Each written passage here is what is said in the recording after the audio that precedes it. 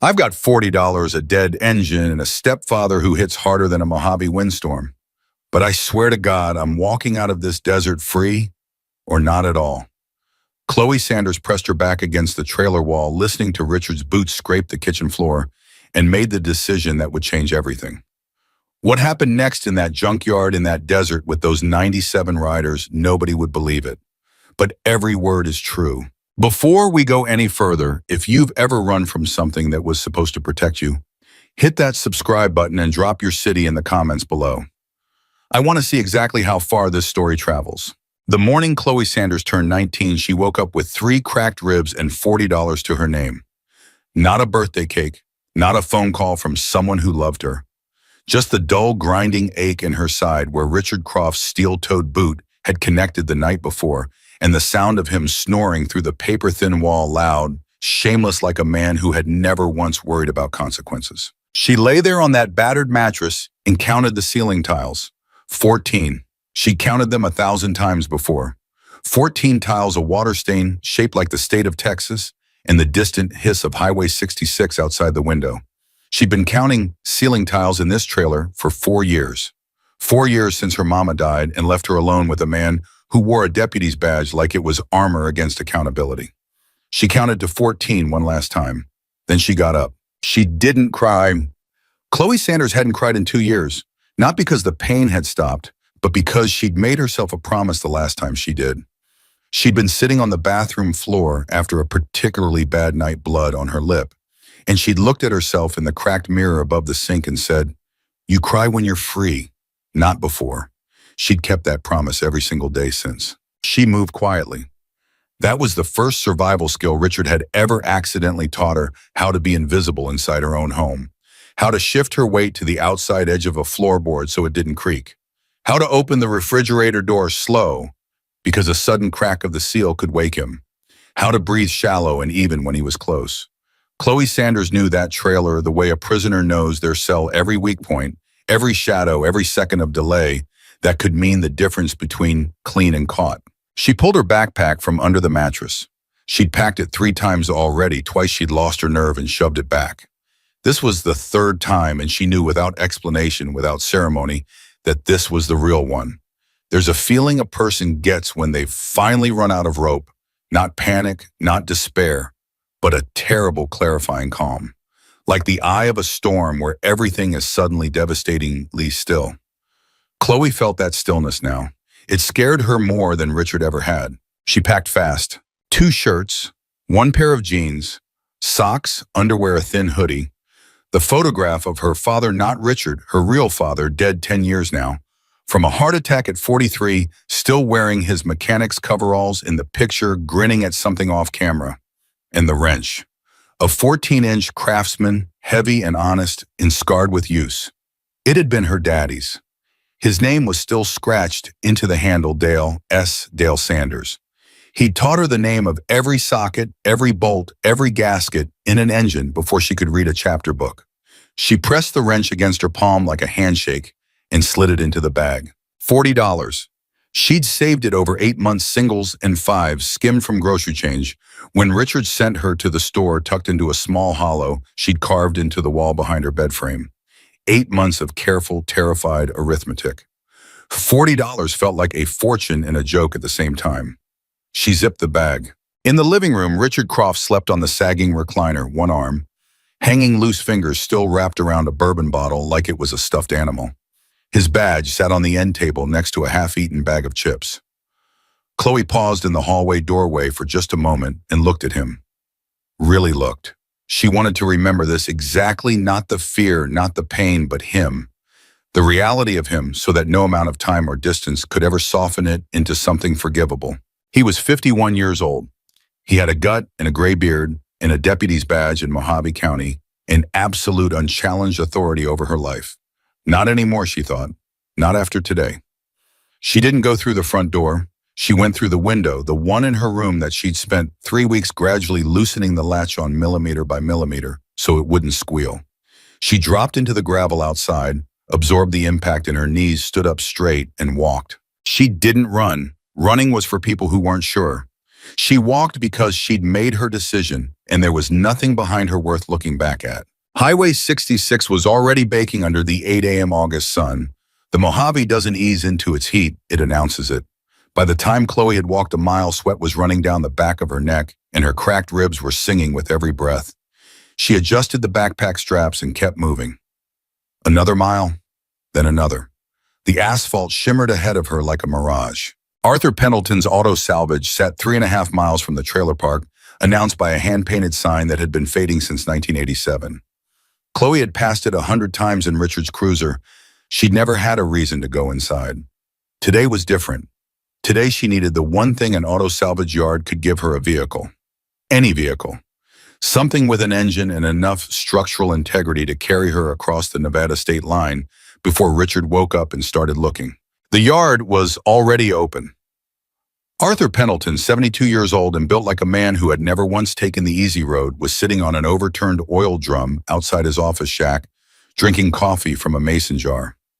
He watched Chloe walk through the gate without getting up. "We're open," he said, barely. "I need to buy a vehicle," Chloe said. She pulled the $40 from her pocket and held it out. No preamble, no apology. "This is what I have." Arthur looked at the money. He looked at her. He had 72 years of reading people behind those eyes, and Chloe watched him do it. Watched him take in the backpack, the careful way she was holding her torso, the look on her face that wasn't quite desperation and wasn't quite calm, but was somehow both at the same time terrifying. He laughed. Not cruelly, just honestly. "Girl," he said, "I don't have a tire for $40.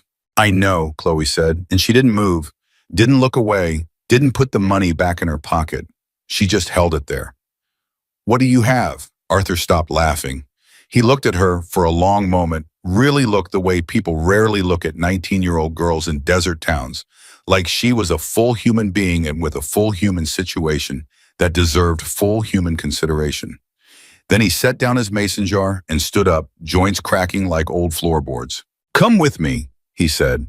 "Okay." He led her to the back of the yard, past rows of dead cars in various states of disassembly pickup trucks, with their hoods open like hungry-mouthed sedan carcasses, stripped to their frames, a school bus that had been there so long, the desert was actively reclaiming it, creosote growing through the wheel wells. And then behind a collapsed chain-link section near the east fence, she saw it, a 1978 Harley-Davidson shovelhead, or what had once been one. The frame was bent, not catastrophically, but visibly like the bike had gone down hard at some point and been dragged back up without a full assessment. The seat had been slashed, the foam underneath rotted and compressed. Both foot pegs were bent at wrong angles. The gas tank had a dent the size of a fist pressed in from one side. There were no mirrors, no fenders, no saddlebags, stripped down to almost nothing. The chrome that remained was pitted with rust. It looked like something that had been found in a ditch, because it probably had been. "Good Lord," Chloe said. "Now before you say something unkind," Arthur said, holding up one finger, "let me tell you what she's got under that ugliness." He crouched beside the engine and pointed. "Shovelhead's still there. Cylinders look okay from the outside. I poured gas down the throat of it about 6 months ago out of pure stubbornness, and something happened. Something wanted to fire. Wouldn't commit to it, but she wanted to." Chloe crouched beside him. She looked at the engine the way her father had taught her to look at engines, not for what they were, but for what they could be. She reached out and checked the spark plug wires. Old, cracked, but connected. She looked at the fuel lines. Someone had patched one with electrical tape, which was horrifying and somehow also encouraging. It meant someone had cared enough to patch it. "Vin?" she asked. Arthur was quiet for half a second too long. "Missing," he said. Chloe looked at him. "That's a problem," she said. "It is," he agreed in a tone that suggested he knew exactly how large a problem it was, and had chosen to leave that information in the category of things they would not discuss at length. A bike with a missing VIN plate was a bike with a history that someone had decided should not be traceable. In a salvage yard in Mojave County, where Arthur had probably seen enough come through his gates to fill 3 lifetimes of bad decisions, this was not necessarily unusual. But it was not nothing. Chloe thought about Richard still asleep in his recliner. She thought about the state line. She thought about her $40. "Will she run?" she asked. "I believe she will run," Arthur said. "I believe she has a strong desire to run, that has been suppressed by circumstance and neglect, and I believe that a person with mechanical knowledge and a certain amount of stubborn optimism could coax that desire into action. Chloe looked at him. That's a very long way to say, I don't know. It is, Arthur agreed, and for the first time something like respect moved across his weathered face. It is exactly that. She stood up. I'll give you the $40 and 4 hours of labor, whatever you need done in the yard, if you'll let me work on her here and ride out on her when I'm done. Arthur picked up his mason jar and took a long sip of coffee. I need the east fence restaked, he said finally, and there's a 94 F-150 in row 7 that needs the catalytic converter pulled. Done, Chloe said. And if she doesn't start, he added, I keep the 40 and you walk. She'll start, Chloe said. She didn't know that. She had no business saying that with that kind of certainty. But her father's wrench was in her bag, and her father had taught her that engines were fundamentally honest things. They did what their nature told them to do. And if you understood their nature well enough, you could talk to them in the only language they spoke, pressure and timing and spark. She believed she could talk to this one. The next 4 hours were the hardest work she had done since her father's funeral, when she'd spent 3 days silent and furious, tearing apart and reassembling an engine in the driveway because she didn't know what else to do with the grief. She pulled the spark plugs first. 2 were fouled black, 1 was cracked, the 4th was miraculously okay. Arthur, wordless, produced a coffee can of miscellaneous plugs from his shop. She matched the thread pitch by feel, set the gaps with a bent paper clip, because there was no feeler gauge, and reinstalled them. The fuel line patch held when she tested pressure with her thumb over the outlet. Good enough. The carburetor was gummed to near uselessness. She disassembled it on a piece of cardboard on the ground, cleaned the jets with a wire from Arthur's shop, and rebuilt it with shaking hands that she forced steady through pure will. All the while, she kept one eye on the road beyond the salvage yard gate. Arthur appeared beside her at hour 2 with a glass of water and a peanut butter sandwich on white bread. She accepted both without stopping work. She ate the sandwich in 4 bites. You know your way around an engine, Arthur said. He wasn't asking. My daddy was a mechanic, she said around the last bite. Where's your daddy now? Dead, she said, and went back to the carburetor. Arthur nodded once as if this confirmed something he had already suspected, and walked away without another word. That was the thing about people like Arthur Pendleton. They didn't waste your grief with sympathy that couldn't change anything. At hour 3, she hit the problem she'd been afraid of: the ignition switch. It was seized, not just stuck, but mechanically jammed in a way that suggested it had been deliberately disabled at some point. Someone hadn't just let this bike fall apart. Someone had made sure it couldn't be started. She sat back on her heels and looked at the seized switch and felt for the first time that morning the weight of everything that could go wrong. Behind her, a car passed on Highway 66. She turned, just a sedan, not a sheriff's cruiser. She breathed. Arthur, she called out. He appeared from behind a row of pickup trucks, wiping his hands on a rag. The ignition's been jammed, she said. Deliberately, I need to hotwire it. Something moved across his face. Something complicated, not surprise, but recognition. Like this news was landing somewhere, it had already been anticipated to land. All right, he said after a moment. You know something about this bike, she said. Not an accusation, just a statement of what was obvious. I know I pulled it out of a wash 3 miles east of here about 14 months ago, he said. I know whoever left it there didn't want it found. I know I'm a foolish old man who kept it instead of calling anyone, because something about a bike like that sitting in a wash told me that calling someone wasn't the right answer. Chloe looked at him. Why buy him?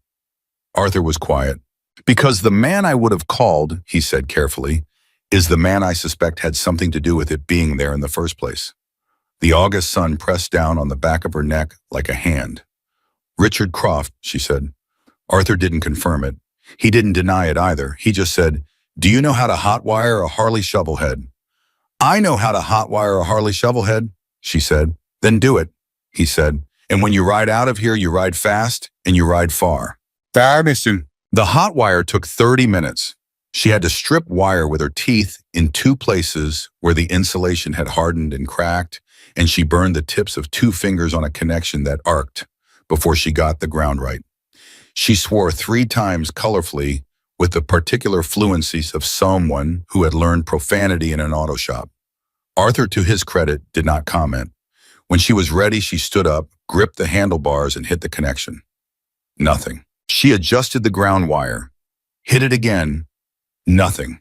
The silence was enormous. It pressed against her chest on top of the rib pain and the heat and the fear, and she felt in that silence every mile between her and the Nevada state line, every hour Richard had left to sleep before he woke up and noticed she was gone. She closed her eyes. Come on, she thought, and she meant it the way her father used to mean it, not as a prayer exactly, but as a conversation, as one mechanical mind speaking to another. You've been sitting in a wash for over a year, and you've been sitting in this yard before that, and you have had enough of being still. So have I. Come on, she hit the connection. The engine coughed. She hit it again. The engine coughed louder, buttered, caught, and then with a sound like a controlled explosion, like something that had been held underwater finally breaking the surface. The 1978 Harley-Davidson shovelhead roared. Not smoothly, not cleanly. It rattled and shook and threw vibration up through the handlebars and into her hands and arms, like the machine was trying to shake itself to pieces. The sound was enormous, too big, almost violent, like something that had been caged far too long and had opinions about it. But it ran. Chloe held the bars and felt the engine shake under her and laughed a single short, involuntary laugh, the kind that comes out of a person before they have a chance to approve it. Arthur stood 10 feet away, watching with his arms crossed and something that might have been satisfaction on his face. She looked up at him. Thank you, she said.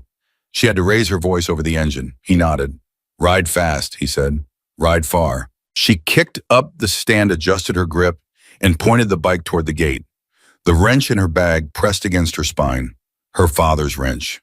Dale Sanders, dead at 43, who had taught her the language of engines and the dignity of honest work and the particular necessary stubbornness of people who did not have the luxury of giving up. She opened the throttle. The shovelhead screamed. And Chloe Sanders rode out of Arthur Pendleton's auto salvage with $40 worth of debt, paid 3 cracked ribs, and a dead man's motorcycle running on prayer and desperation, in the most reckless kind of hope, the kind that has no plan B. She didn't look back. She didn't look back because she had promised herself she wouldn't. She didn't look back because everything that mattered to her, her father's wrench, the $40 worth of grit it had taken to get here, the road that stretched ahead of her toward Nevada, and whatever life existed on the other side of that line, all of that was forward. She didn't look back. And if she had turned her head just once in that last moment before the highway took her, she would have seen Arthur Pendleton standing at his gate, watching her go with the expression of a man who had just done the most complicated right thing of his long life. She didn't see it, but somewhere in the particular arithmetic of the universe, it counted anyway. The desert swallowed the sound of the engine degree by degree, and Chloe Sanders became a girl on a motorcycle on a highway in August, which is to say she became for the first time in 4 years almost free. Almost. The night was still hours away, and the night had plans of its own. The shovelhead had opinions. That was the only way Chloe could think about it. The bike wasn't just running, it was arguing. Every mile it gave her, it took something back. The vibration had moved past her hands and into her shoulders and settled into her cracked ribs like a second injury, a reminder that the desert didn't care about her plans. The handlebars shook in her grip with a frequency that felt almost intentional, like the machine was trying to communicate something she hadn't learned to hear yet. She rode anyway. Highway 66 in August at dusk is a particular kind of alone. The traffic had thinned to almost nothing, an occasional semi blowing past her in the opposite lane, its wake hitting her like a wall and pushing the bike sideways before she wrestled it back. She'd been riding for 2 hours, and the Nevada state line was still 40 miles ahead, and she'd already started doing the math in her head, the way scared people do, calculating in distance and time and fuel gauge, which currently read somewhere between low and Lord help you. She pressed the throttle a little harder. The engine screamed back at her high and rough, and she felt the rear end shudder in a way that tightened her whole body. She eased off. The bike steadied. She exhaled. 40 miles, she told herself. Just 40 miles. Then the headlight flickered. It wasn't a slow fade. It was a stutter on off, like a conversation being interrupted. She watched it happen and felt the first true spike of panic move through her chest, sharp and specific. Not the dull background fears she'd carried all day, but something acute. A flickering headlight on a desert highway at dusk was not an inconvenience. It was a countdown. She checked the speedo out of habit. It had stopped working somewhere around mile 30 and was stuck at 42, which was either where she'd been going when it quit or a coincidence she didn't have the energy to find funny. The fuel gauge needle trembled. She tapped the tank with her knuckle the way her father had taught her, listening to the hollow sound to estimate level. Not much, not nearly enough for 40 miles. She thought about pulling over to assess. She thought about the fact that pulling over meant stopping, and stopping meant Richard could catch up, and catching up meant she stopped thinking about it. She kept riding. The headlight flickered again. This time it stayed off for 3 full seconds before it came back. "Don't you do it," she said out loud, to the bike, to the headlight, to the desert, to whatever mechanism of fate had delivered her to this specific highway on this specific evening with this specific machine. "Don't you dare." The headlight came back strong. She almost laughed again. Almost. It was another 6 miles before the rear tire locked. There was no warning, no shimmy, no gradual pull. Just a sudden mechanical seizing that sent the back end skidding sideways across the asphalt and wrenched the handlebars out of her grip for one horrifying instant before she caught them again and used every muscle in her body to fight the slide. The engine howled, the tire left a black scar on the highway, and then silence. Total ringing silence, punctuated only by the tick of cooling metal and the whisper of desert air. The bike was dead. Not stalled, not flooded. Dead, the particular final quiet of an engine that had given everything it had and had simply run out of everything to give. Chloe sat on it for a moment with her hands still wrapped around the handlebars, breathing. Her ribs were screaming, her hands were shaking. The headlight, with a timing that would have been funny in any other situation, chose this precise moment to go completely permanently dark.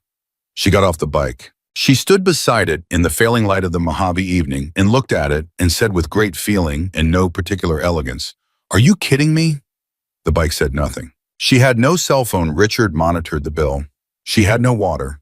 She had the clothes on her back and her father's wrench and approximately $32 left after she'd given Arthur the 8 she owed him from the 40. She was somewhere on Highway 66, about 34 miles from the Nevada state line, on a dead motorcycle in the dark in August, in the desert, with a corrupt deputy somewhere behind her who was going to wake up and notice she was gone. She sat down on the asphalt beside the bike and pressed her back against the engine block, which was warm against her spine, and made herself think. That was the thing about panic. You couldn't fight it by pretending it wasn't there. You had to let it move through you like weather, feel the full force of it, and then when it passed, think. It passed, she thought. She had a dead engine that had quit for reasons she hadn't fully diagnosed. She had her hands and her knowledge and her father's wrench. She had the dark coming in fast. And she had somewhere in the back of her mind a very clear picture of what happened to her if she didn't move. She got up and started working. She didn't have much light left, so she worked fast, stripped the seat off with the wrench to access the battery connections, found the positive cable corroded, nearly through, which explained the headlight issue and probably contributed to the electrical failure that had let the engine die. She scraped the corrosion off with the edge of the wrench blade, a crude fix, but sometimes crude was all you had. She checked the fuel intake line there, a kink. Small, almost invisible, where the line had vibrated against the frame bracket and folded just enough to cut flow to a trickle. She straightened the kink with her thumb and 2 fingers held it, exhaled. Then she found the box. She found it because she'd pulled the ruined seat entirely off to get better access to the battery. And with the seat removed, the steel box that had been mounted underneath it welded. She realized welded directly to the frame was exposed. It was military grade or close to it, the kind of box that costs money and gets used by people who have something worth protecting.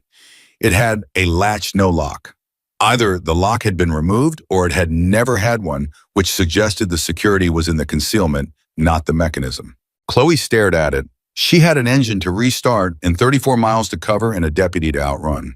She opened the box. Inside, a leather vest folded with the methodical care of someone who'd handled it 1,000 times. The leather was old, not worn out old, but seasoned old, the color of strong tea, soft and dense in a way that took years to develop.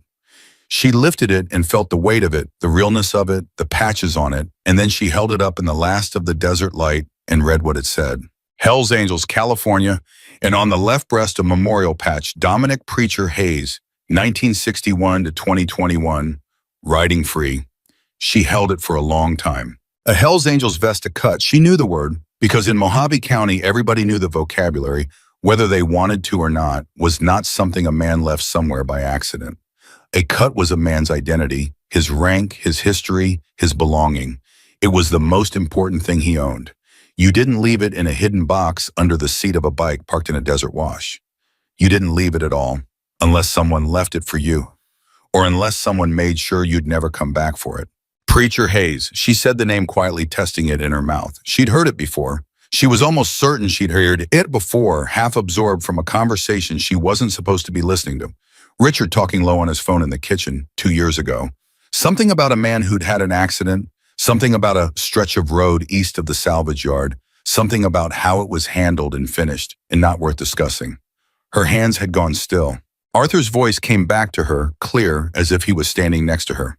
The man I would have called is the man I suspect had something to do with it being there in the first place. She looked at the vest. She looked at the dark desert around her. She looked at the highway stretching both directions, empty in both directions for now, as far as she could see. She folded the vest carefully and put it back in the box, and then she sat down beside the bike and thought about what she knew. She knew the bike had been found in a wash east of Arthur's yard. She knew the ignition had been deliberately seized, not failed, seized, the difference being intention. She knew the VIN was gone, removed, not worn away. She knew that Dominic Hayes had died in 2021, and that the official story, whatever it was, had satisfied enough people that no one was still publicly asking questions. And she knew that Richard Croft, Deputy Mojave County, had been on a phone call 2 years ago talking about something east of a salvage yard in a way that had made her go very, very quiet in the hallway. None of this was proof of anything. All of it felt like the shape of something real. She stood up, picked up her wrench, and went back to the engine. She wasn't going to solve a murder on the side of a highway in the dark with 34 miles to the state line and Richard Croft somewhere behind her. She was going to get the engine running. That was the only job right now. She hit the hot-wired connection. The engine caught immediately, strong, immediate, like it had just needed a moment. She blinked. Sometimes an engine did that. Sometimes all the fixing combined needed a minute to settle before it agreed to work. She didn't question it. She swung back on, found the balance point, and eased out the throttle. The shovel head ran differently now. Smooth or not smooth, because nothing about this machine was ever going to be smooth, but smoother the fuel getting through properly, the electrical system behaving itself. She could feel the difference through the bars. She pressed forward. The dark came fully down. She rode without a headlight, which was either the bravest or the most reckless thing she had ever done. And she had done some reckless things.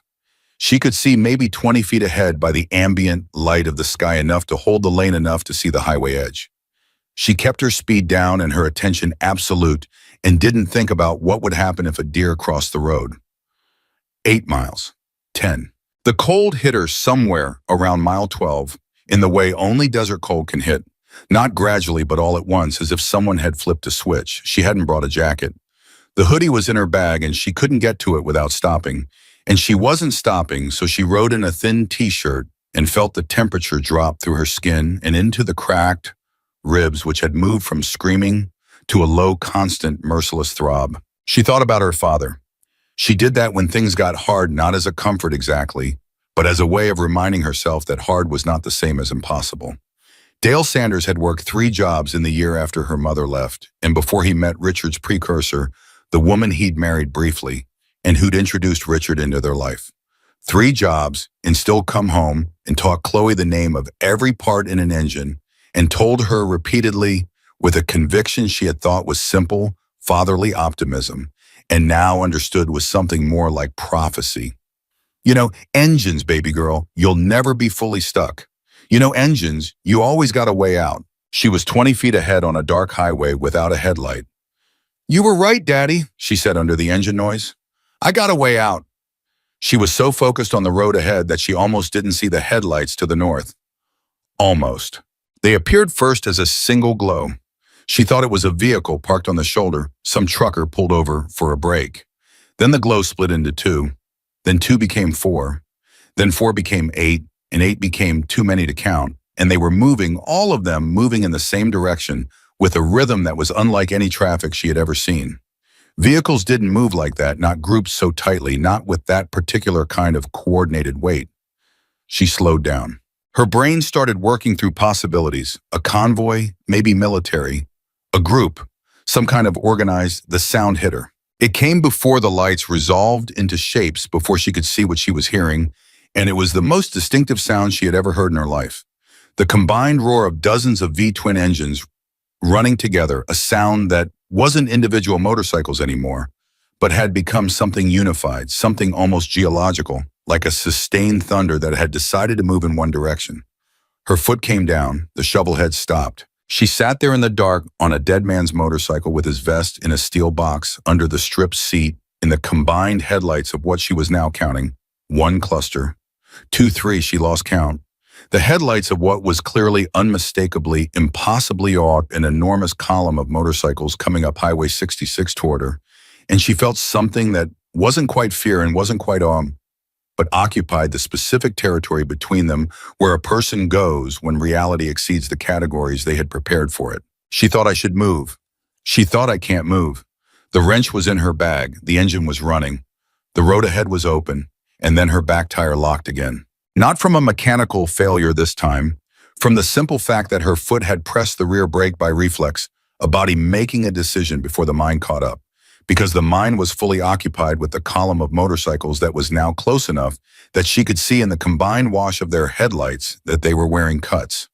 All of them. Leather vests with patches, column after column of them, and at the front of the column, a rider who sat on his machine the way a man sits on a thing he owns completely, with the weight and ease of absolute authority. They were Hell's Angels, not a few, not a chapter. Something much larger than a chapter. 97 motorcycles. She found out that number later. In the moment sitting on the dead shoulder of Highway 66 without a headlight, she only knew that there were more than she could count and that they were slowing down. All of them. Simultaneously, that same eerie coordination she'd noticed in their approach now applied to deceleration, like a single organism making a single decision. They were stopping. Because of her. The column came to a halt, strung out behind the lead rider, and the lead rider rolled his machine up until he was 20 feet from Chloe, and stopped, and in the wash of his headlight, she could see him clearly. A man in his 50s, the build of someone who had spent his whole life doing physical work, a beard going gray, and eyes that had the particular quality of people who have been in charge of dangerous things for long enough that danger no longer registered as danger to them. Just information. He looked at her. He looked at the bike. His eyes moved to the stripped seat, to the exposed steel box, to the folded leather visible at the edge of the open latch. The desert was absolutely quiet except for the sound of 97 idling engines. He swung off his machine with the ease of a man who had done it 10,000 times and walked toward her. Not fast, not threatening, just deliberate, the walk of someone who already knew how this was going to go and was in no hurry about it. He stopped beside the shovel head and looked down at it. Then he crouched exactly the way Arthur had crouched and laid his hand on the frame. Not on the engine, not on the handlebars, on the frame itself, low near the headstock, and she watched his fingers find something she hadn't found. A place where the metal was different, where something had been filled in. He pressed his thumb against it and his jaw tightened. He looked up at her. "Where did you get this bike?" he said. His voice was quiet. The kind of quiet that didn't need volume because it had never needed volume. The kind of quiet that a room or a desert organized itself around. Chloe's hands tightened on the handlebars. Her cracked ribs sent up a reminder. The wrench was in her bag, which was behind her, which was not useful. 97 motorcycles idled at her back, and there was nowhere to go and nothing to do, but the only thing she had ever really known how to do, tell the truth. "Auto salvage yard," she said. 3.5 miles east on 66. Man named Arthur Pendleton. The big man looked at her for a long moment. "And the vest," he said. "Did you take it out of the box?" "I opened the box," she said. "I didn't take anything." "Why'd you open it?" She held his gaze. "Because I needed to know what I was carrying." Something shifted in his face. The assessment in his eyes went through several phases she couldn't quite read. Not suspicion anymore, something more complicated. He stood up.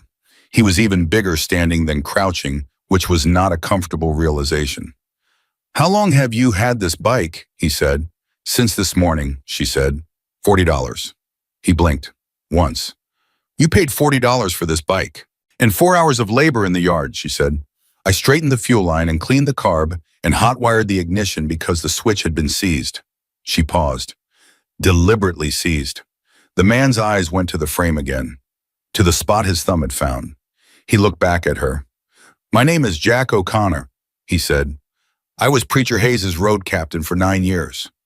The engines idled. The desert was cold.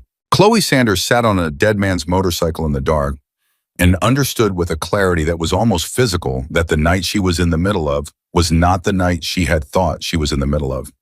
This was not a story about a girl running away.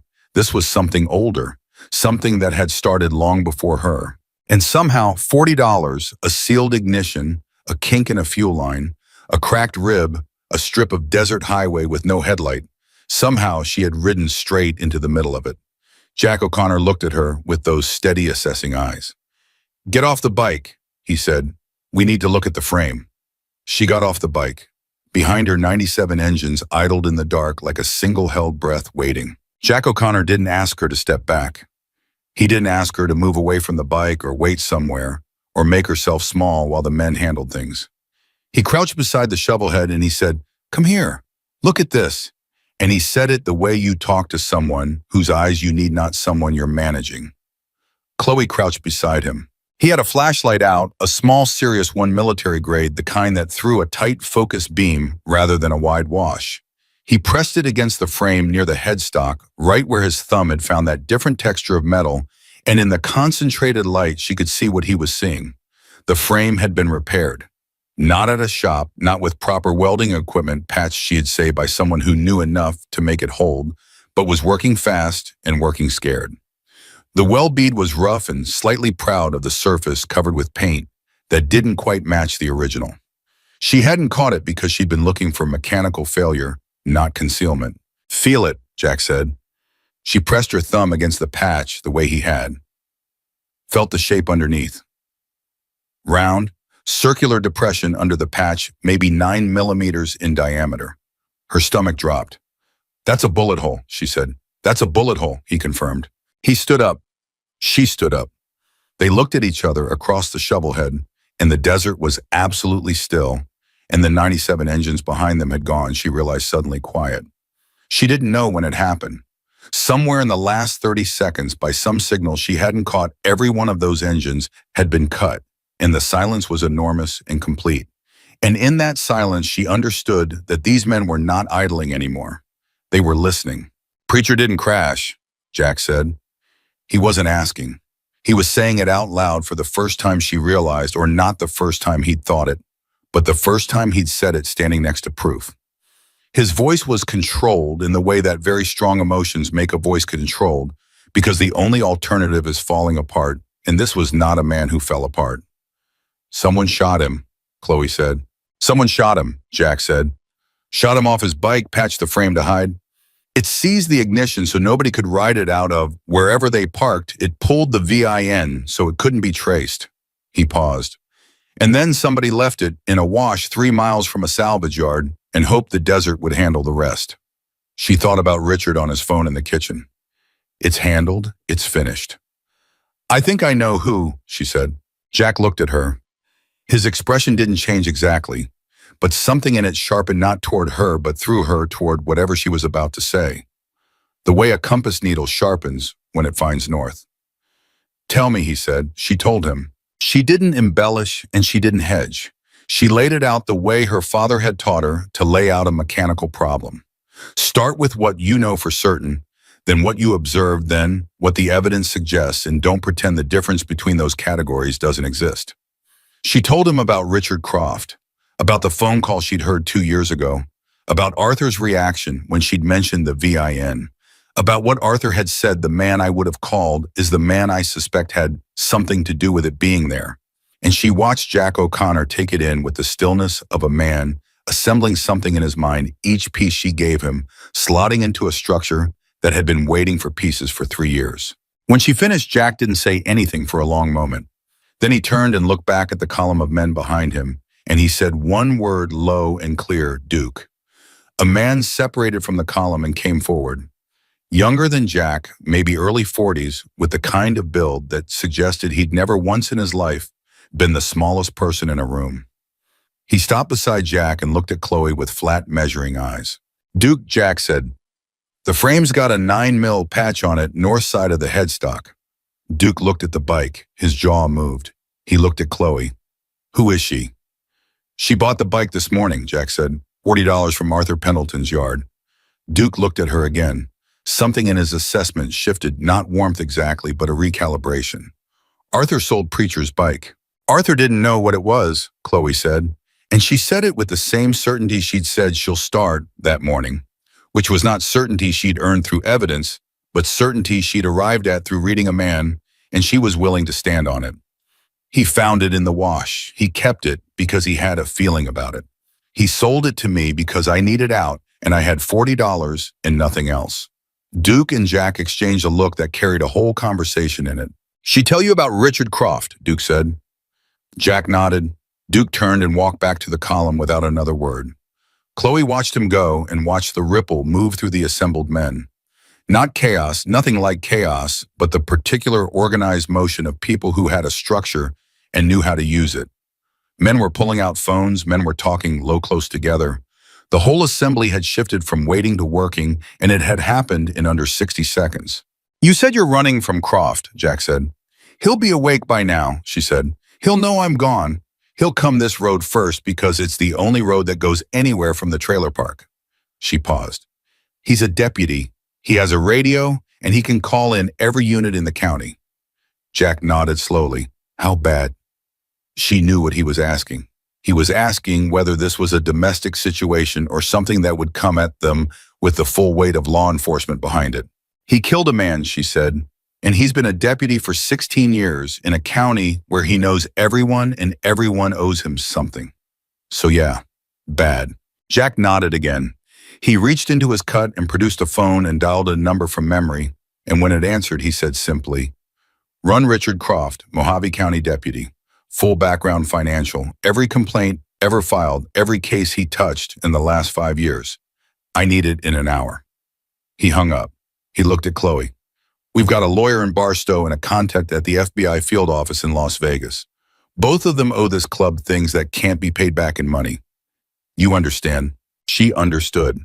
There's something else, she said. She went to the steel box and lifted the vest out fully and held it toward him.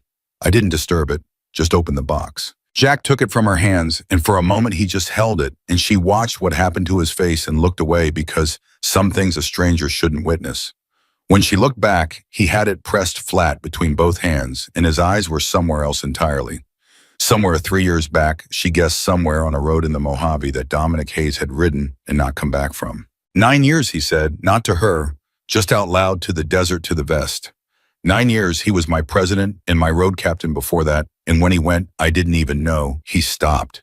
His voice had found its edge. He pulled it back. We thought he crashed. We looked at it for 3 weeks. We found the wash, but not the bike. Someone had already moved it by then. We found blood and we found skid marks, and we found a story that almost made sense if you didn't look too hard. Someone made sure you didn't look too hard, Chloe said. Yeah, Jack said. Someone did. He folded the vest with the same careful reverence she'd seen in the way it had been originally stored and tucked it under his arm. He looked at her, really looked the way Arthur had looked that morning, the way her father used to look when she did something he hadn't expected. You're 19 years old, he said. Yes, sir. You rode a bike with no headlight and 3 cracked ribs 40 miles into the desert to get away from a man who murdered a Hells Angels chapter president. I didn't know the last part until about 10 minutes ago, she said. Something moved across Jack O'Connor's face that might in better light have looked like the beginning of a smile. It didn't get the chance to finish because Duke's voice came sharp from the column, Jack. The word had a shape to it that Chloe recognized instantly. It was the shape of incoming, of here it comes, of the particular warning that people who've spent time in dangerous situations develop as a second language. Everybody turned. Down the highway coming from the east, from the direction of Mojave County, from the direction of the trailer park were headlights, blue and red cycling through the dark. One set first, then two, then she heard the radio crackle from a unit close enough to have been shadowing them without lights and just now announcing itself. 3 sheriff cruisers. And at the front of the convoy, slightly ahead of the others, traveling faster than the others, the one she recognized without being able to see the plate number because she knew the particular way he drove, aggressive and certain like a man who had never once been told no, Richard Croft. "That's him," she said. Her voice came out steady. She was surprised by that. She had expected her voice to fail her. It had been failing her in his presence for 4 years, going thin and small, whenever he walked into a room but standing in the dark with 97 men at her back, and a dead man's wrench in her bag, and the truth finally visible in the shape of a 9mm hole in a motorcycle frame, her voice came out like something solid. Jack turned to look at the cruisers. Then he turned back to his men. He didn't raise his voice. "Form up," he said. What happened next took less than 90 seconds. 97 motorcycles ridden by 97 men who had been doing this for a collective several centuries of combined experience rolled forward and arranged themselves across the highway in a configuration that was not aggressive exactly, but was utterly, completely, immovably present. They filled the road, they filled both shoulders, they formed a wall, not a threatening one because the positioning was careful and specific. Nobody reaching for anything, everyone's hands visible, but a wall nonetheless, the kind that said, "This road stops here." Richard's cruiser slowed. It slowed because it had to, because there was nowhere to go, because 97 motorcycles on a 2-lane desert highway in the dark do not leave gaps that a sheriff's cruiser can thread. It slowed, and the 2 units behind it slowed, and they all came to a stop about 30 feet from the front of the formation. The driver's door of the lead cruiser opened. Richard Croft stepped out. She hadn't seen him in 12 hours, which felt like a different geological era. And the distance, physical, circumstantial, let her see him clearly in a way that proximity had never allowed.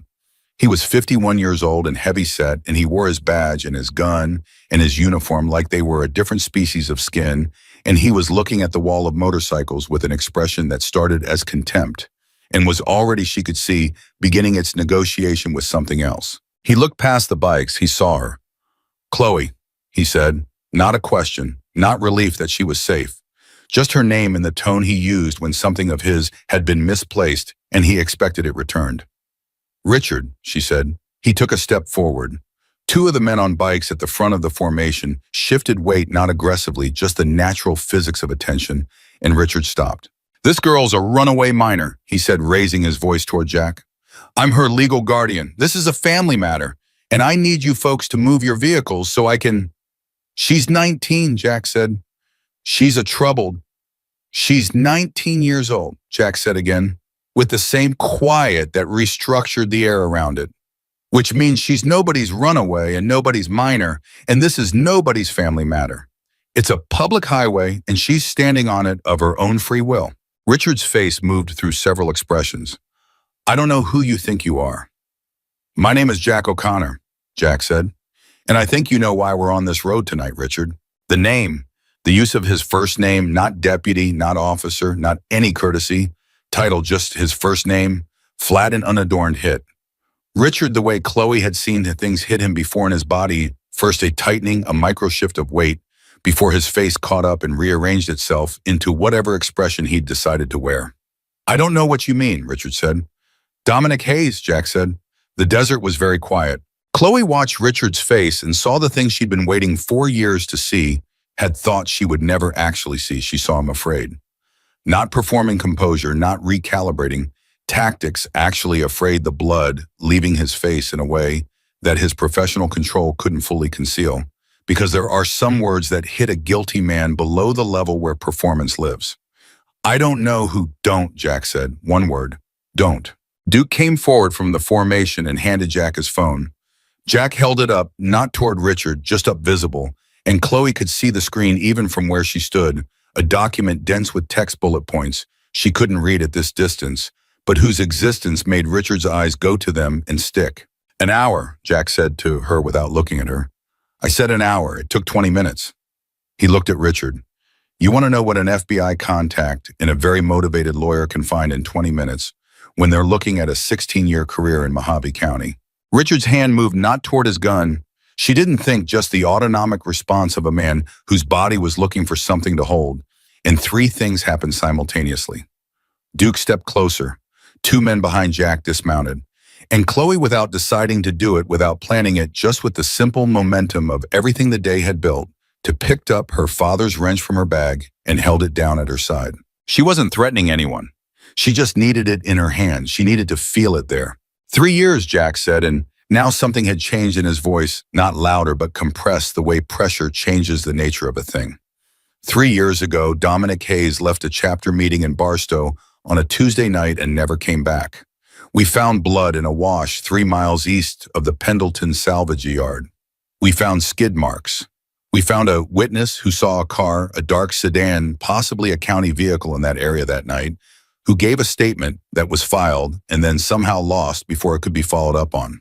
He paused. By the deputy assigned to the case. Richard opened his mouth. "I said don't," Jack said.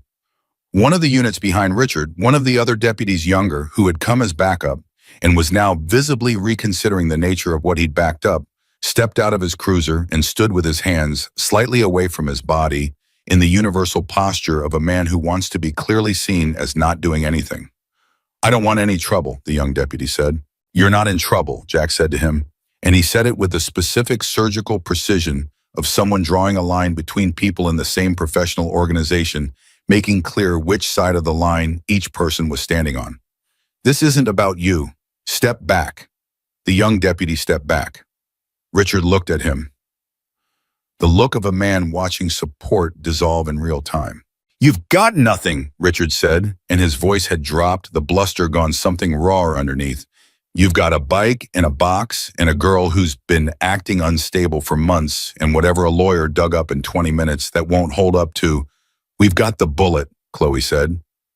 Richard stopped. Everyone stopped. She hadn't planned to say it, but it was there and it was true, and she was so tired of being afraid, of being quiet, of making herself small in doorways, of counting ceiling tiles and waiting for the moment to be right, and never having the moment be right. She walked forward until she was between Jack and the shovelhead, and she held up her wrench and she pointed at the frame. "There's a 9mm slug patched into the frame on the north side of the headstock," she said. "Somebody shot Dominic Hayes off his motorcycle and then patched the hole to hide it. And that bike has been sitting in Arthur Pendleton's yard for 14 months, which means the patch and the ballistics and the paint used to cover it have been sitting there too. That's physical evidence. It doesn't go away because you filed a report. It doesn't go away because you lost a witness statement. It's in the metal, and it's been in the metal for 3 years." The silence that followed was the longest silence of Chloe Sanders' life. She could hear her own heartbeat. She could feel the wrench in her hand, her father's wrench. Dale Sanders scratched into the handle, and she thought, "You'd have done this too, Daddy. You'd have stood right here and said it." Richard looked at the bike. She watched him look at it, saw the calculation happening behind his eyes, the inventory of options, the math of a man running out of road. The second cruiser's deputy had gotten back in his vehicle. The young one was on his radio. She could hear the murmur of it, and from the words she caught FBI Barstow, Hayes 9mm, she understood that he was not calling for backup. He was making a different kind of call entirely. Richard looked back at her, and for the first time in 4 years, he had nothing to say. "Get on your knees," Jack O'Connor said quietly. Richard looked at him, the badge, the gun, 16 years of authority in Mojave County.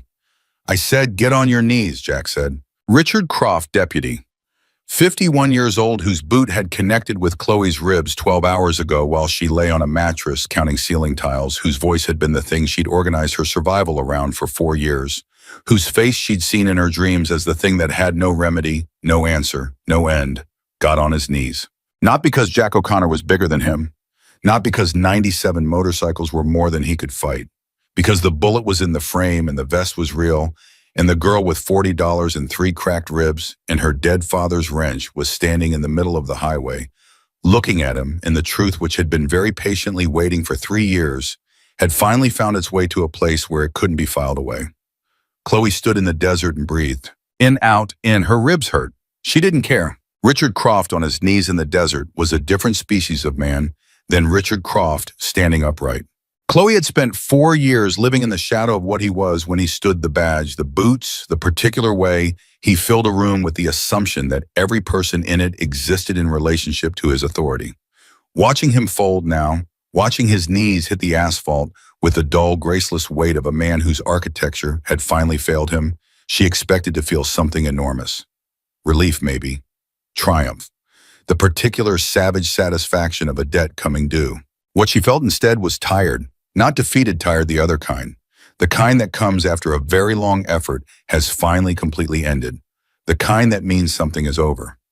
She was still holding her father's wrench. Jack O'Connor was speaking into his phone, low and deliberate, calling in coordinates and names and case references that meant nothing to Chloe, but clearly meant something to whoever was on the other end, because the responses she could hear were sharp and immediate. Duke had moved to Richard's position and zip-tied his wrists, not roughly, not gently, with the same professional neutrality of someone performing a necessary task. And Richard was letting it happen with the hollow compliance of a man who had finally run the full inventory of his options and found it empty. The young deputy, his name tag said Briggs. She could see it now, was still on his radio. His voice had the controlled urgency of someone navigating a situation they hadn't been trained for, doing their best to find the right channel for a night that didn't fit any category. FBI field office, Briggs said to no one in particular, looking up from his radio at Jack. Las Vegas. They're dispatching. Maybe 90 minutes. Tell them we have a subject in custody and a physical evidence piece that needs immediate forensic preservation, Jack said. He looked at Chloe. The bike doesn't move until they clear it. You understand? It's not my bike, she said.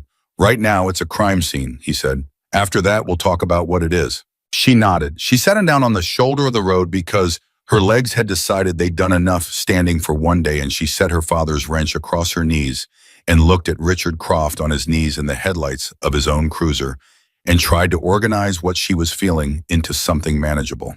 She couldn't, so she stopped trying. Duke appeared beside her and crouched down, and he held out a water bottle, and she took it and drank half of it without stopping, and the cold of it moving through her chest made her eyes sting in a way she hadn't anticipated. When did you last eat? Duke asked. Peanut butter sandwich, she said. About 1 p.m.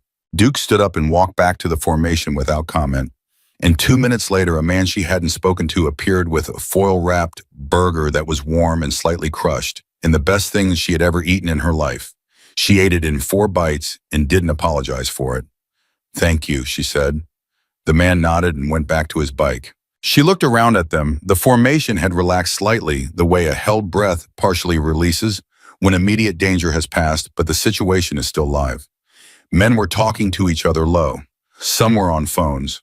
The organized intelligence of a large group that knew what it was doing was operating all around her, and she was inside it, not belonging to it exactly, but held by it in the specific way that a person is held by something much larger than themselves, that has decided for reasons of its own that she matters. She thought about Arthur Pendleton. She thought about him standing at his gate watching her ride out, and whether he'd known, really known, the specific shape of it, what he was sending her into. She didn't think he had.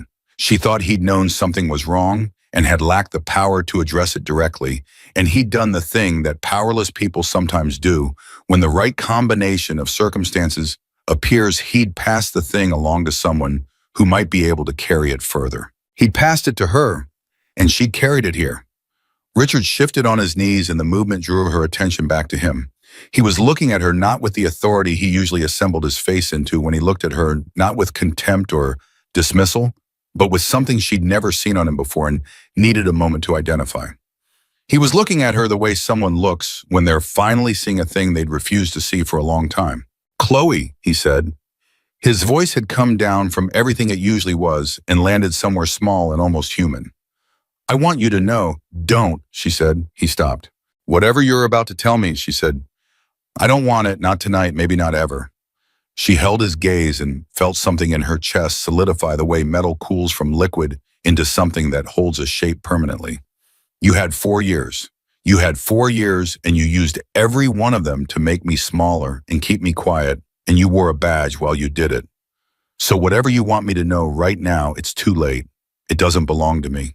Richard looked at her for a long moment. Then he looked at the ground. That was enough. That was in fact exactly enough. Jack came back and crouched beside her again, with the ease of a big man who'd been moving on and off bikes for 30 years and had never lost his physical ease.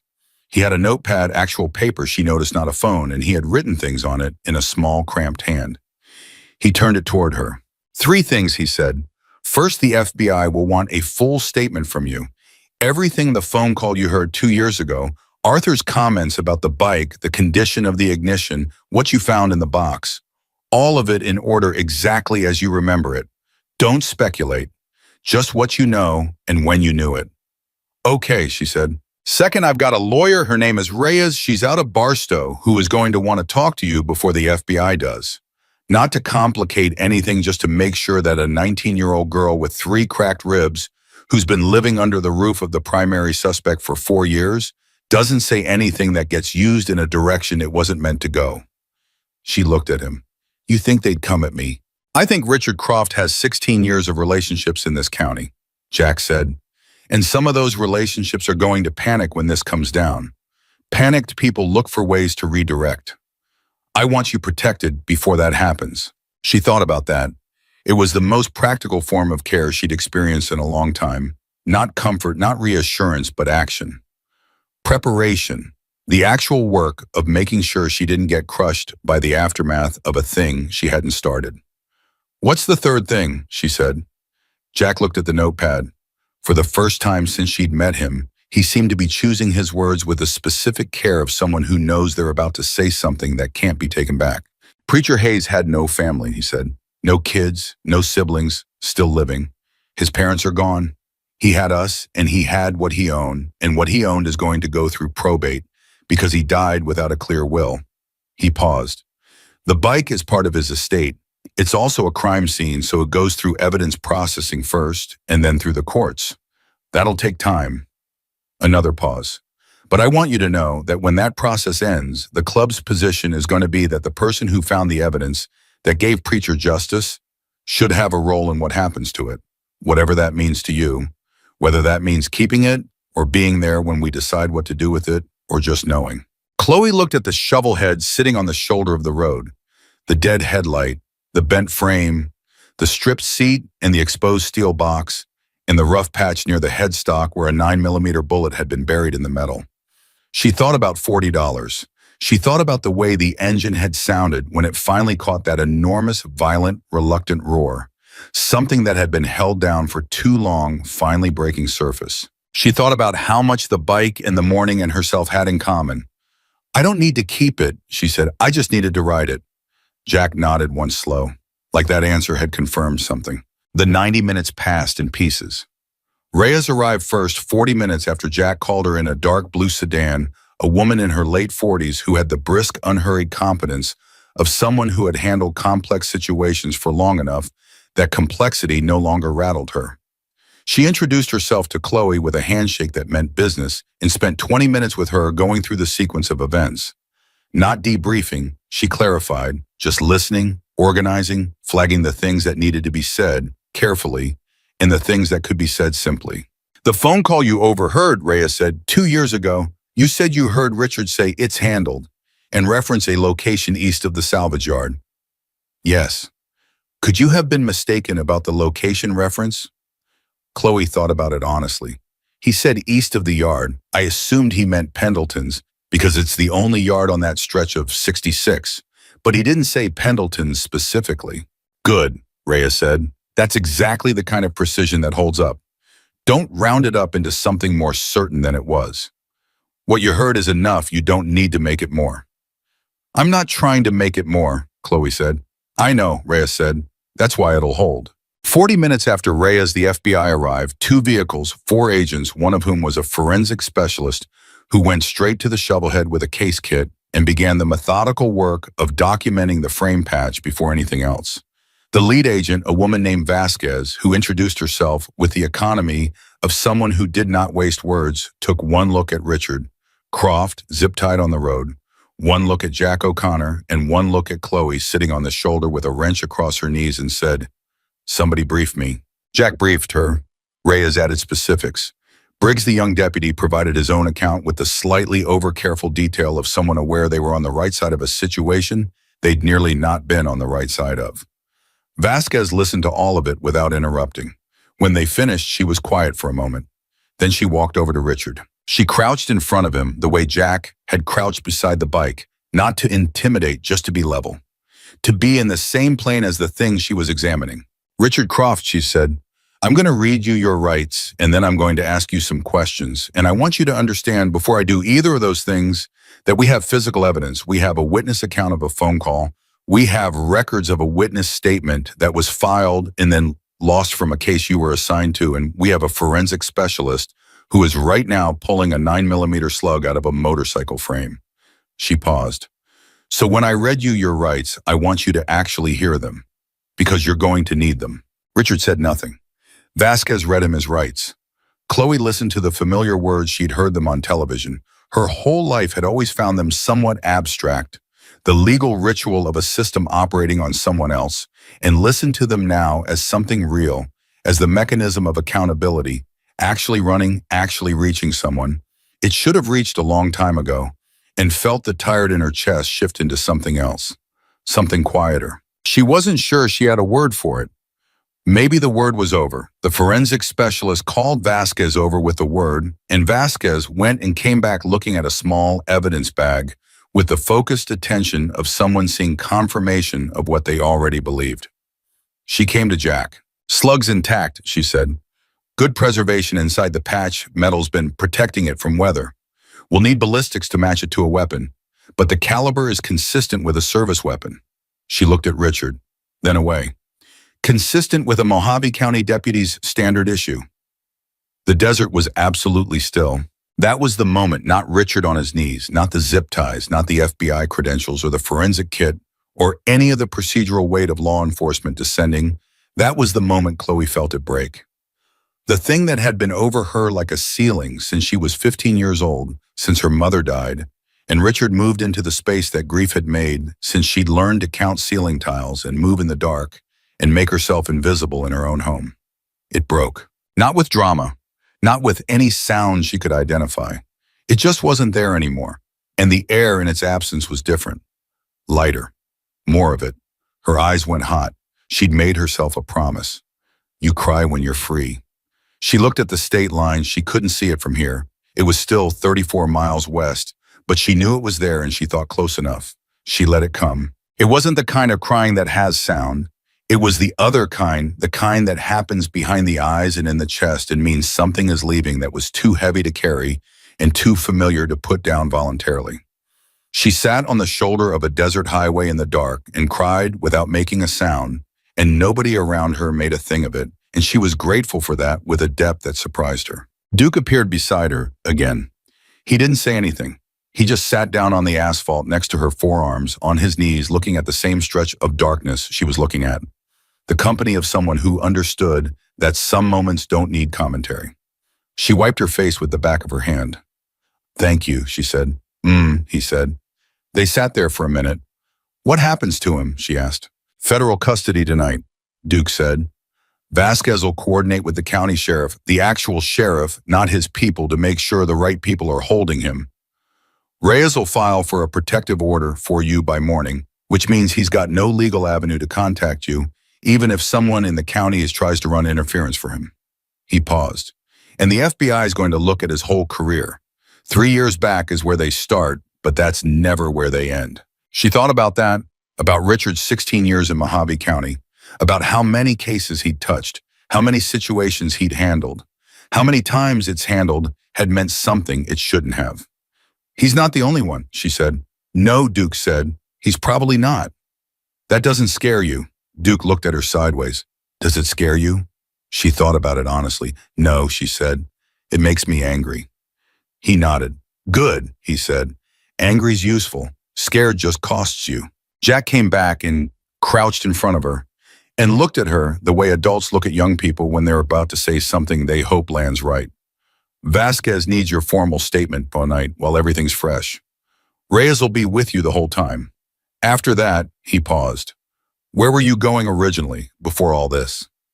Nevada, she said. Just Nevada. I didn't have a specific plan past the state line. You have family there. I don't have family anywhere, she said. And she said it plainly without self-pity because it was just the fact of her situation. I have $40 less 8 for the yard, a backpack, and a wrench. Jack looked at her for a long moment. The club has a safe house in Henderson, he said. That's outside Las Vegas. It's not fancy, but it's clean, and it's safe, and nobody who matters to Richard Croft knows it exists. You can stay there while the legal process gets moving. Reyes will need access to you for the next few weeks, depositions, evidence review, probably a grand jury appearance. And after that, she said, after that, he said, is up to you. She looked at him. She looked at the shovel head, now surrounded by forensic markers and bright lights, the ugly truth of it finally visible after 3 years of being buried in a wash, in a yard, in a sealed ignition, in a steel box that nobody but an eavesdropping teenager and an old man with good instincts had come close to. She looked at her father's wrench. I know engines, she said. I know you do, Jack said. I mean, that's what I know how to do. That's my actual skill. Mechanics, I learned it from my father and I know it completely the way you know something when someone you love taught it to you, and now it's all that's left of them. Jack nodded slowly like someone filing information in a place where it would be useful later. Henderson's got a shop, Duke said from beside her without looking up. Full commercial bay, been sitting half empty for 2 years because we can't find a mechanic who actually knows what they're doing. She looked at him, he looked at her. I'm not saying anything, he said. Sounds like you're saying something, she said. I'm saying Henderson has a shop with a bay that needs a mechanic. He shrugged the careful shrug of a man who is proposing something without wanting to seem like he's proposing something in case the answer is no. That's all I'm saying. Jack stood up and looked at both of them and said nothing, which was its own kind of commentary. Vasquez came back then and said she was ready for Chloe's statement whenever Chloe was ready, and Reyes appeared at her elbow right on cue, and Chloe stood up, her legs steadier now than she'd expected, and picked up her father's wrench and her backpack and walked toward the FBI vehicle. She stopped, turned back. Jack, she said. He looked at her. The $40, she said. I owe Arthur 8 from the deal. The other 32 is still in my pocket. I want to make sure Arthur knows what was on that bike and why it matters. He kept it when he could have scrapped it. He sold it to me when he could have sent me away. She paused. He deserves to know it meant something. Jack looked at her for a long moment. Something moved through his face that wasn't quite an expression and wasn't quite the absence of one, something in between, something that belonged to the specific register of respect that a person earns not by doing a large thing, but by thinking of the small right thing in the middle of all the large things. I'll tell him myself, Jack said. In the morning. She nodded. She walked to the FBI vehicle and gave her statement for 2 hours with Reyes beside her. Precise and steady, saying exactly what she knew and exactly when she knew it and nothing more. And when it was done, Vasquez looked at her across the small folding table they'd set up in the back of the vehicle and said with the flat economy of someone who rarely gave compliments, but meant the ones they gave, you did good tonight. I rode a bike with no headlight, Chloe said. I didn't do anything. You did exactly what needed doing, Vasquez said, which is the same thing. Outside, the desert was starting to lighten at the edges, not dawn yet, but the suggestion of it, the sky beginning its negotiation with the sun. She stood beside the shovel head one last time. The forensic team had finished with it and covered it with a tarp, evidence tagged, waiting for transport. She reached out and laid her hand on the covered frame near the headstock, right where the bullet had been. I got you home, she said. Not loudly, not even really as a sentence, just as an acknowledgement, one mechanical thing to another. Then she picked up her bag and walked to where the club was assembling for the escort west. 97 motorcycles were going to ride Chloe Sanders to the Nevada state line. Not because she'd asked, not because they owed her anything. Because Preacher Hayes had deserved justice, and she had, with $40 and a dead engine and 3 cracked ribs, and her father's wrench delivered it. And in the code of people who take loyalty seriously, the people who mean it as a practice, not a posture that created a debt, and the debt was real and the payment was this, you don't let someone who did what she did ride alone. She got on the back of Jack's bike. He didn't make a thing of the offer, and she didn't make a thing of accepting it. She just climbed on, adjusted her backpack, and held the bar at the back of the seat because she was not the kind of person who held on to someone else for support. Jack kick-started the engine. Around them, 96 other engines answered. The sound was enormous. Not frightening now, not overwhelming, but something else entirely. The sound of a thing being honored. The sound of a night ending the way nights like this should end, with the truth standing in the light and the highway open and the state line 34 miles west. She gripped the bar. She did not look back. The desert came alive with the combined roar of 97 V-twin engines. Running free, and Chloe Sanders, 19 years old, 3 cracked ribs, $32 in her pocket, her father's wrench in her bag, rode toward Nevada. Toward the line she'd been trying to reach since 8 a.m., toward whatever came after. The headlights of the formation split the dark ahead of them, like something being made mile by mile out of everything the night had cost and everything it had given back. And the desert on both sides was wide and cold and enormous and completely, utterly indifferent, the way the desert always is to the very small, very real miracle of a person discovering that the thing they thought was running away was actually the whole time running toward. The Nevada state line came up at 4:47 in the morning. Chloe didn't see a sign. She felt it the way you feel a thing you have been moving toward for so long that its arrival happens in the body before the mind catches up. Something in her chest released quietly, finally, the way a fist unclenches after holding too long. She exhaled and the cold desert air came in to fill the space, and she thought, there it is. There it finally is. Jack didn't slow at the line. Nobody did. The formation crossed it the way water crosses a threshold, continuously without ceremony, because ceremony wasn't the point. The point was the other side. The point was what came after. He pulled over about a mile into Nevada, and the column settled behind him, engines dropping to idle, and he killed his own motor, and she climbed off his bike and stood on Nevada ground for the first time in her life and felt it under her boots like a fact she could build on. Jack got off and stood beside her. Henderson is another 4 hours, he said. We'll stop in an hour, get you something real to eat, let you call Reyes and check in. Okay, she said. He looked at her the way he'd looked at her on the highway, assessing honest without the condescension that assessment usually carries when it's aimed at someone young by someone older. How are you doing? It wasn't a question exactly, it was an opening. She thought about it genuinely the way the question deserved. How was she doing? She had 3 cracked ribs and no home, and $32 in a legal process ahead of her that was going to take months and require her to say the same true things repeatedly to people with forms and credentials. She had no plan older than 18 hours. She had never been to Henderson, Nevada. She had never run a shop or applied for a business license or navigated the paperwork of building something from nothing. I'm doing better than I've done in 4 years, she said. Jack nodded. That was enough for him. That was enough for her, too.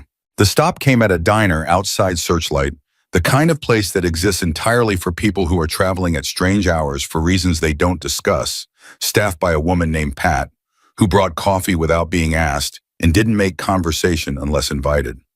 Chloe ate scrambled eggs and toast and drank 3 cups of coffee and called Reyes from a payphone because her cell was still Richard's property on Richard's plan, and she was done using anything that was Richard's. Reyes answered on the second ring. It was 5 in the morning. Protective orders filed, Reyes said before Chloe spoke. It'll be approved when the courthouse opens. I also filed an emergency motion for your personal effects, anything in that trailer that's legally yours, including your father's belongings. Do you have a list? Chloe thought about the hollow in the wall behind her bed frame, about her father's photograph, about the clothes she'd left behind because she could only carry what fit in the backpack. There's a photograph, she said, and some of my father's tools in a box in the shed. Everything else can burn. The photograph and tools we can get, Reyes said. I'll send someone before Richard's people think to lock the property. He has people, Chloe said. It wasn't a question. He had people, Reyes said, and the correction was careful and precise and meant something specific. Past tense is moving fast on that. When a 16-year career unravels, the people around it tend to recalibrate their loyalties very quickly. It's not admirable, but it's useful. What about the others? Chloe said. He's not the only one. He had people who covered things, filed reports that disappeared. Vasquez is already pulling thread, Reyes said. Two other names came up overnight from Richard's phone records, one as a records clerk and one as a county supervisor. Both of them are going to have a very uncomfortable week. She paused. You were right to push it. Don't let anyone tell you this was just about one man. After she hung up, she stood by the payphone for a moment with her hand still on the receiver and felt the complexity of what Reyes had just confirmed settle through her. It had never been just Richard. It was never just one person. It was the system around one person, the small agreements, the careful silences, the professional courtesies extended to a man with a badge and a history of making problems disappear. Richard couldn't have buried Preacher Hayes alone. He'd had help, and the help was going to answer for it. She went back inside and finished her coffee. Duke was at the counter, 3 stools down, eating a piece of pie, with the focused appreciation of someone who took pie seriously. He didn't look up when she sat back down, but he said, Reyes good. Reyes is very good, Chloe said. She's the best lawyer in the desert, Duke said. She doesn't advertise it because she doesn't have to. Chloe looked at him. How long have you known Jack? Duke considered the pie. 22 years. And Preacher. Duke put his fork down. He looked at the counter for a moment. 26, he said. I was 20 years old when I prospected, and Preacher was the one who sponsored me. He was 40 then. He seemed like the oldest man I'd ever met. He picked the fork back up. He was the kind of person that when he said something, you remembered it specifically. Not generally specifically, the exact words. He paused. The last thing he said to me the night of the meeting in Barstow before he rode out was, Duke, you worry too much about the wrong things. I've been thinking about what the right things were ever since. Chloe was quiet. I think he meant things like this, she said. Being on a road at the right time, paying attention to what's in front of you. Duke looked at her. Yeah, he said. I think so too. They rode into Henderson as the sun came fully up, which meant Chloe's first sight of her new city was soaked in the particular gold of a desert morning when everything looks briefly like it was made by someone who cared. The safe house was a small place clean the way Reyes had promised, with a real bed and a working shower, and a kitchen that had coffee in it, and she stood in the middle of it for a full minute, just experiencing the specific luxury of a space that didn't contain Richard. Croft had never contained. Richard Croft would never contain Richard Croft. Then she set her backpack down and her father's wrench on top of it and called Reyes back with 3 questions about the deposition timeline. And when she was done, she lay down on the bed in her clothes and slept for 11 hours without dreaming. She woke up to a text from a number she didn't have saved shops open at 7. Bay 3 is empty. D, she stared at it. She saved the number under Duke and got up and found her way to the bathroom and looked at herself in the mirror. She hadn't looked at herself in a mirror since the cracked one above the trailer sink, and the person looking back at her was the same person and wasn't same face, same hair, same dark circles that hadn't fully committed to leaving yet. But the posture was different. She was standing up straight. She hadn't noticed she'd stopped doing that until she noticed she was doing it again. She went to the shop at 7. Bay 3 was empty. Clean concrete floor, a lift, a full set of wall-mounted tools, a diagnostic unit in the corner still in its box. Duke was in Bay 1 doing something to a transmission, and he looked up when she came in and said, Coffee's in the office, sir, and went back to the transmission. She went to the office, got coffee, came back out and looked at Bay 3. She thought about her father in his driveway with the engine block on a stand talking her through every step, not because she needed the help, but because he loved the work and he wanted her to love it too. She thought about the way his hands moved over an engine, unhurried, certain like a conversation with a trusted friend. She thought about the shovel head, which she had coaxed back to life with patched wire and a kinked fuel line, and her bare hands, and which had carried her through the dark to the only place in 30 miles of desert where justice was going to happen. She set her coffee down. She walked to the wall and picked a socket wrench off the rack, a good one solid balanced right, and held it in her palm. It felt like her father's wrench. Different weight, different history, but the same honesty, the same willingness to do what it was for. She got to work. The first 3 months were the hardest and the best simultaneously, which she came to understand was just the nature of building something. The deposition happened 6 weeks in 2 days, a conference room in Las Vegas. Reyes, at her elbow the entire time, Vasquez, across the table with a legal pad, and the particular focused attention of someone assembling a case that was going to hold. Chloe said the true things in the right order and didn't embellish and didn't retreat, and when it was over, Vasquez walked her to the elevator and said, "Grand jury's in 8 weeks. You'll be called." "I'll be here," Chloe said. "I know," Vasquez said. "That's why I told you instead of sending a summons." The grand jury returned an indictment in week 9. Not just Richard 4 counts against Richard 2, against the records clerk, 1 against the county supervisor, and a separate referral to the state attorney's office regarding 2 additional deputies whose names Chloe hadn't known, but whose behavior once examined had pattern all over it. Reyes called her with the news at 7 in the morning before the shop opened. 4 counts, Chloe said. Murder in the first evidence, tampering, obstruction of justice, and abuse of official capacity, Reyes said. The murder charge is the one that matters. It carries life. Life. She stood in the kitchen of the safe house, which had become simply the house by now, because she'd been in it long enough that safe had become redundant, and held the phone and felt the words settle into her the way large, true things settle slowly then all at once. "The other 3, she said. "The clerk took a plea," Reyes said. 18 months testimony against the supervisor. The supervisor is fighting it, which means a trial, which means the whole thing stays public for another year at least." "Good," Chloe said. "Yes," Reyes said, and she sounded like she meant it. Jack called her that afternoon. He'd heard from Vasquez. His voice on the phone was different than it had been on the highway. Quieter, she thought at first. And then she understood it wasn't quieter, it was lighter. 3 years of weight had been moving toward this, and some portion of it had finally set down. "Preacher would have liked you," he said. She didn't know what to do with that exactly. It was the kind of compliment that doesn't have a polite response, because it's not really a compliment, it's an acknowledgement, and acknowledgements are their own category. "I think I would have liked him," she said. "You'd have argued with him constantly," Jack said. "He liked that in a person." She laughed. It came out genuine and slightly surprised the way her laughs had been coming out since Nevada, like they were relearning a muscle that had gone unused. "Jack," she said, "the bike, what happened to the bike?" There was a pause. "It came out of evidence last week," he said. "Forensics kept it for 5 months. They needed everything. Slug matched Richard's service weapon from 3 years ago, which he'd reported lost. We knew it was going to." He paused again longer. "The club took it back. We've been working on it." "Working on it how?" "Frame's been properly repaired," he said. "A real weld this time by someone who knew what they were doing. Engine's been rebuilt. We tracked down a seat from a 78 that matches the original. New chrome. Paint's getting done next week." He paused. "It's going to be right, the way it should have always been." She thought about the first time she'd seen it, the bent frame of the slashed seat, the seized ignition, the rust. The thing it had been when someone left it to die in a wash.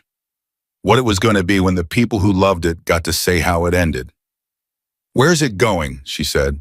"Clubhouse in California," Jack said. "Permanent display. Preachers cut the memorial patch in the bike. All together where people can see them." He paused. "There's going to be a dedication. We'd like you there." She didn't answer immediately, not because she was unsure she knew the answer before he finished the sentence, but because she wanted to feel the weight of the invitation properly before she accepted it. She had not been someone who got invited to things. She had been someone who was tolerated or avoided or managed, but not invited, not with the specific warmth that an invitation carries when it's real. "Yes," she said, "I'll be there." The dedication was on the Saturday in October, 3 months after the indictment, 7 months after a 19-year-old girl with $40 had walked into a salvage yard and bought a dead man's motorcycle because it was the only way out she could find. She drove herself from Henderson. She had a truck now, a used F-150. She'd paid for with 6 months of shop work, negotiated from a man in Boulder City who tried to upsell her until she told him exactly what was wrong with the catalytic converter and the front differential and the left rear brake caliper, at which point he'd sold her the truck at her price and told her she was the most inconvenient customer he'd ever enjoyed. The California clubhouse was everything she'd expected and nothing like she'd pictured. She walked in and found a room full of people who all knew each other and a few who knew her by name. Before she introduced herself, Duke had apparently been descriptive, and she shook hands and accepted coffee and stood in the specific particular way she'd learned to stand in Henderson, like a person who knew her value and wasn't performing it for anyone. Jack found her after 20 minutes. "Come see it," he said. He walked her to a room off the main hall where the shovel head stood on a display mount, fully restored, not showroom restored, not artificially pristine, but right. Every part in its proper place, every surface at its correct level of honest wear. Preacher's cut hung on the wall above it, the memorial patch visible, the California patch catching the light. The steel box sat open on a shelf beside it, the latch up its story permanently part of the display. She stood in front of it for a long time. Someone had engraved a small plate and mounted it on the display stand. She leaned in and read it. Dominic Preacher Hayes, 1961 to 2021. Brought home by Chloe Sanders, who paid $40 and didn't look back. She read it twice. Then she turned to Jack, who was watching her with the patience of a man who understood that some things needed to be felt completely before they were spoken about. You didn't have to do that, she said. We did, he said, because it's true and because true things should be said out loud. She looked at the bike one more time. At the frame, now properly welded the evidence of what had been done and what had been fixed, both visible if you knew where to look.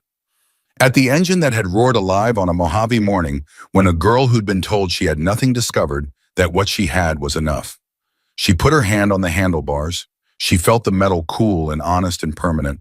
Thank you, she said, not to Jack, to the bike, to Preacher Hayes, who had died on a Tuesday night and waited 3 years for someone to find the truth buried in his machine. To her father, who had taught her the language that made the finding possible. To Arthur Pendleton, who had passed the right thing to the right person at the right moment and trusted that she'd know what to do with it. She stood in that room and held the handlebar of a restored motorcycle and understood completely and without remainder what the whole long chain of that August day had been about. It hadn't been about escape. It had been about arrival. Months later, when people asked her how it happened, the reporters, the documentary crew that came sniffing around the true crime podcast that Reyes politely declined on her behalf, she always said the same thing: she'd needed a way out, and she'd had $40, and that was all the story there was at the beginning. Everything after was just what happened when you keep moving forward and you don't stop telling the truth and you don't let anyone make you small enough to stop. Richard Croft was convicted 13 months after the indictment. Murder in the first degree, evidence tampering, abuse of official capacity. The judge sentenced him to life without parole and said in the courtroom that the case represented one of the most sustained and deliberate abuses of public trust she had encountered in 22 years on the bench. Chloe sat in the gallery and listened to the sentence and felt nothing dramatic and everything real. She drove back to Henderson that evening and opened the shop the next morning at 7. Bay 3 was hers. She'd taken on 2 apprentices, young guys from the neighborhood who wanted to learn something honest, and she taught them the way her father had taught her. Start with what you know for certain, then what you observed, then what the evidence suggests, and never pretend. The difference between those categories doesn't exist. She told them the name of every part. She told them that engines were honest things that did what their nature told them, and that if you understood the nature well enough, you could talk to them. One of the apprentices, 20 years old and serious in the way that people are serious when they're learning something for the first time that they know they'll know for the rest of their lives, looked up from a carburetor one morning and said, "How'd you learn all this?" She thought about her father, about the driveway and the engine block, and the way his hands moved like a conversation with a trusted friend. About a 14-inch Craftsman wrench with Dale S. scratched into the handle, which still sat on the corner of her workbench every single day where she could see it. "My dad taught me," she said. "He must have been a great mechanic," the kid said. "He was," she said. "He was a great mechanic, and he knew that the most important thing wasn't the skill. It was knowing that you always had a way out if you understood the machine in front of you." She picked up her father's wrench. She went back to work. That is the whole truth of what happened when a runaway girl bought a rusty Harley for $40 and 97 Hells Angels changed everything overnight. Not because the world is fair, or because justice is guaranteed, or because the right people always show up at the right time, but because Chloe Sanders did not stop moving, did not stop telling the truth, and did not put down the wrench. She had earned every mile, every single one.